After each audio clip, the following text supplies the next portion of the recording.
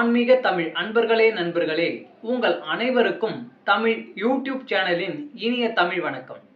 தாய்மொழியால் இணைவோம், தாய்மொழியை வளர்ப்போம். வாழ்க தமிழ், வளர்க தமிழ். இன்று நமது சேனல் ஆன்மீக பதிவில் திருவண்ணாமலையில் அக்னி மலையாக அமர்ந்து ஆன்மீக அன்பர்களுக்கு அருளை வாரி வழங்கிக் கொண்டிருக்கும் உலகாலும் பரம்பொருளாகிய ஸ்ரீ அண்ணாமலையாரை கிரிவலம் செய்து சிறப்பான பலனை பெற உகந்த நேரம் என்ன என்பது பற்றியதாகும்.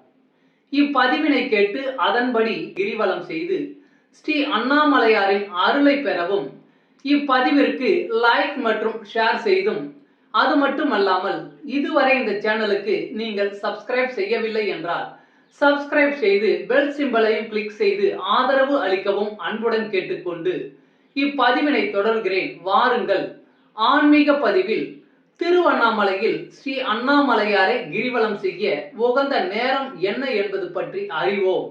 அறிந்து தெளிவோம். தெளிந்து கிரிவலம் செய்து ஸ்ரீ அண்ணாமலையாரின் அருளை பெற்று பிறவி பிணி அறுத்து நலம் பெறுவோம், வளம் பெறுவோம். ஓம் நம சிவாய். அண்ணாமலைக்கு அரோகரா. நினைத்தாலே முக்தி தரக்கூடிய அளவிற்கு சிறப்பு வாய்ந்த தலம் திருவண்ணாமலை அண்ணாமலையார் திருத்தலம். பஞ்சபூத தலங்களில் திருவண்ணாமலை அண்ணாமலையார் கோவில் அக்னி தலமாக விளங்குகிறது. இங்கு சிவனே மலையாக காட்சி தருவதாக நம்பப்படுவதால் இத்தலத்தில் பௌர்ணமி அன்று கிரிவலம் செல்வது சிறப்பான பலனை தரும். அண்ணாமலையார் கோயில் பின்புறம் உள்ள மலை 2268 அடி உயரம் கொண்டதாகும். 14 கிலோமீட்டர் சுற்றுப்பாதையை கொண்ட திருவண்ணாமலையில் பௌர்ணமி நாட்களில் கிரிவலம் வந்து பக்தர்கள் வழிபடுவது வழக்கம். இந்த நாட்களில் பல ஆயிரக்கணக்கான பக்தர்கள் கிரிவலம் வந்து வழிபடுவார்கள். திருவண்ணாமலையில் வருடத்தின் 365 நாட்களும் கிரிவலம் வருவதால் சிவன் மோட்ச நிலையை பக்தர்களுக்கு அருள்வார் என்பது நம்பிக்கை. திருவண்ணாமலை கிரிவலம் செல்லும் பாதையில் அஷ்டலிங்கம் எனப்படும் 8 லிங்கங்கள் அமைந்துள்ளன. இந்த அஷ்டலிங்கங்கள் இந்திரலிங்கம், அக்னிலிங்கம், யமலிங்கம், நிருதிலிங்கம், வருணலிங்கம், வாயுலிங்கம், குபேரலிங்கம், ஈசானிய லிங்கம் என்ற பெயர்களை கொண்டுள்ளது. இந்த 8 லிங்கங்களையும் பக்தர்கள் கிரிவலம் வரும் பாதையில் தரிசனம் செய்தால் துன்பங்கள் நீங்கி சுகவாழ்வு கிடைக்கும் என்று சாஸ்திரங்கள் கூறுகின்றன. இந்த 8 லிங்கம் உட்பட கிரிவலம் வரும் பாதையில் ஆதி அண்ணாமலை, நேர் அண்ணாமலை, சந்திர சூரிய லிங்கங்கள், 16 விநாயகர் கோவில்கள், ஆதி காமாட்சி அம்மன் என மொத்தம் 99 கோவில்கள் உள்ளன. பௌர்ணமி நாட்களில் கிரிவலம் வருவோர் பௌர்ணமி திதி தொடங்கி முடியும் நேரத்திற்குள் கிரிவலம் வருவது மிகவும் சிறந்தது. பக்தர்கள் கிரிவலம் செய்யும் பொழுது யாரிடமும் பேசாமல் சிவநாமத்தை மட்டும் உச்சரித்து கிரிவலம் வந்தால் அனைத்து பலன்களையும் பெறலாம். திங்கட்கிழமை கிரிவலம் வந்தால் இந்திர பதவி மற்றும் சிவலோக பதவி கிடைக்கும். செவ்வாய்க்கிழமை கிரிவலம் வந்தால் கடன் மற்றும் வறுமை நீங்கும்.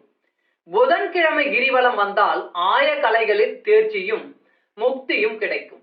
வியாழக்கிழமை நாம் கிரிவலம் வந்தால் ஞானம் கிடைக்கும். வெள்ளிக்கிழமை அன்று கிரிவலம் வந்தால் வைகுண்ட பதவி கிடைக்கும். சனிக்கிழமை கிரிவலம் வந்தால் பிறவி பிணி அகலும். ஞாயிற்றுக்கிழமை கிரிவலம் வந்தால் சிவலோக பதவியும் புத்திர பாக்கியமும் கிடைக்கும். திருவண்ணாமலையில் மாதந்தோறும் பௌர்ணமி நாட்களில் லட்சக்கணக்கான பக்தர்கள் கிரிவலம் சென்று அண்ணாமலையாரை வழிபடுகின்றனர். ஒவ்வொரு மாதமும் ஆன்மீக தமிழ் அன்பர்களாகிய பக்தர்களின் வசதிக்காக கிரிவலம் செல்ல உகந்த நாள், நேரம் ஆகியவற்றை தமிழ் யூடியூப் சேனல் சார்பாக அளித்து வருகிறோம். அந்த வகையில் ஆவணி மாத பௌர்ணமி செப்டம்பர் 7ஆம் தேதி ஞாயிற்றுக்கிழமை அதிகாலை 1:41 மணிக்கு தொடங்கி மறுநாள் 8ஆம் தேதி திங்கட்கிழமை இரவு 11:38 மணிக்கு நிறைவடைகிறது. அதனால் கிரிவலம் செய்ய விரும்பும் ஆன்மீக தமிழ் அன்பர்களாகிய நீங்கள் செப்டம்பர் 7ஆம் தேதி ஞாயிற்றுக்கிழமை முழு நிலவொளியில் கிரிவலத்தை துவங்கி மறுநாள் 8ஆம் தேதி இரவு 1:41 மணிக்குள் ஸ்ரீ அண்ணாமலையாரை பௌர்ணமி கிரிவலம் செய்வது மிக சிறந்த பலனை அளிப்பதுடன் முன்ஜென்ம பாவ வினை அறுத்து முக்திக்கு வழிவகுக்கும் என்பதில் எந்தவித சந்தேகமும் இல்லை. அது மட்டுமல்லாமல் ஞாயிற்றுக்கிழமையில் திருவண்ணாமலையில் கிரிவலம் செல்வதால் பதவி உயர்வு, அரசியல் மற்றும் அரசு சார்ந்த விஷயங்களில் உயர்வு, மேலும் அனுகூலம் ஏற்படும். மரண பயம் நீங்கும். ஓம் நம சிவாய். அண்ணாமலையாருக்கு அரோகரா. திருச்சிற்றம்பலம்.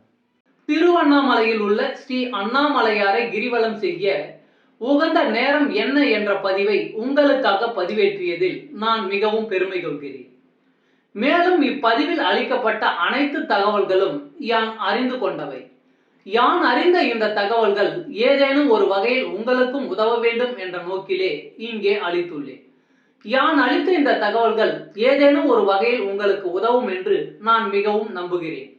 மேலும் யான் அளித்த இந்த தகவல் படி திருவண்ணாமலையில் உள்ள ஸ்ரீ அண்ணாமலையாரை கிரிவலம் செய்து அதனால் நீங்கள் அவரின் அருளாசியை பெற்று நலமோடும் வளமோடும் வாழ்ந்தால் அதில் எனக்கு மிக்க மகிழ்ச்சியே. வாழ்க வளமுடன். சர்வம் சிவமயம். இறையருள் பெறுவோம், இன்பமாய் வாழ்வோம். அன்பு ஆன்மீக தமிழ் அன்பர்களே, நண்பர்களே, இவ்வீடியோ பதிவினை கேட்டு இன்புற்று ஆதரவு அளித்த அனைத்து தமிழ் உள்ளங்களுக்கும் எங்கள் உள்ளம் கனிந்த நன்றி. மேலும் இப்பதிவு உங்களுக்கு பிடித்திருந்தால் லைக் மற்றும் ஷேர் செய்தும், இதுவரை இந்த சேனலுக்கு நீங்கள் சப்ஸ்கிரைப் செய்யவில்லை என்றால் சப்ஸ்கிரைப் செய்து பெல் பட்டனையும் அழுத்தி ஆதரவு அளிக்கவும் அன்புடன் கேட்டுக்கொள்கிறோம். மிக்க நன்றி. அடுத்த பதிவில் உங்களை விரைவில் சந்திக்கும் வரை உங்களிடமிருந்து விடை பெறுவது தமிழ் யூடியூப் சேனல்.